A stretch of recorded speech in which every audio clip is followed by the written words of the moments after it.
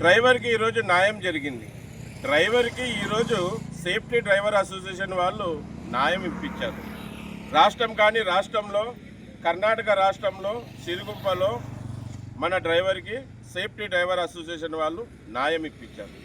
న్యాయం ఏ విధంగా ఇప్పించారంటే, మన తోటి డ్రైవర్ మధు అనే అతనికి డ్యూటీకని కర్ణాటకకి పిలుచుకొని వచ్చి చెప్పుతో కొట్టి మాదిగా లంచగొడక అని పెద్ద పెద్ద తిట్లు తిట్టారు.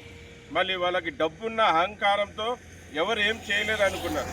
కానీ ఈ అబ్బాయి నాకు నా డ్రైవర్ సంఘం ఉంది, నాకు డ్రైవర్ సంఘం కాపాడుతుందని మా దగ్గరకు వచ్చాడు. అన్నా, నన్ను చెప్పుతో కొట్టి అవమానించారన్నా, నా జాతితో నన్ను తిట్టారన్నా మాదిగ లంచగొడక అని, నాకు న్యాయం ఇప్పియండి అన్నా అని నా దగ్గరకు వచ్చాడు. Safety driver association head office దగ్గరకు వచ్చాను.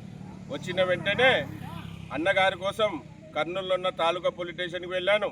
మళ్ళీ కర్ణాటకలో ఉన్న సిరుగుంప మండలం ఏది టెక్కలకోట పోలీస్ స్టేషన్కి వచ్చాం. మళ్ళీ పోయాం. మళ్ళీ వచ్చి ఈరోజు ఎఫ్ఐఆర్ చేయడం జరిగింది. ఎస్సీ కేసు కూడా పెట్టడం జరిగింది. మాకు ఎఫ్ఐఆర్ రిపోర్ట్ కూడా ఇవ్వడం జరిగింది. మళ్ళీ ఎవరైతే డ్రైవర్ని దూషించారో, ఎవరైతే డ్రైవర్ని కొట్టారో వాళ్ళని సేఫ్టీ డ్రైవర్ అసోసియేషన్ ఊకే వదిలిపెట్టేదానికి ఇది ఒక నిదర్శన. ఎవరిని కూడా సేఫ్టీ డ్రైవర్ అసోసియేషన్ డ్రైవర్లను దూషించిన, డ్రైవర్లని కొట్టినా వదిలిపెట్టాం. డ్రైవర్ అంటే ఎవరు డ్రైవర్తో పాటు లేరు అనుకుంటున్నారా? డ్రైవర్తో పాటు సేఫ్టీ డ్రైవర్ అసోసియేషన్ ఉంది. మళ్ళీ ఈరోజు 3 రోజులుగా ఈ అబ్బాయి కోసం కర్ణాటకలో మేము డ్రైవర్ గెలిపించాలి, ఈ డ్రైవర్కి న్యాయం ఇప్పించాలని మేము ఇక్కడ ప్రయత్నిస్తున్నాం. మా ప్రయత్నం ఫలితం వచ్చింది. మళ్ళీ ఎఫ్ఐఆర్ అయింది, పంచనామా కూడా అయిపోయింది. మళ్ళీ ఎస్సీ కేసు కూడా చేసేసాం. అతన్ని అరెస్ట్ చేసి మాత్రమే బాకీ.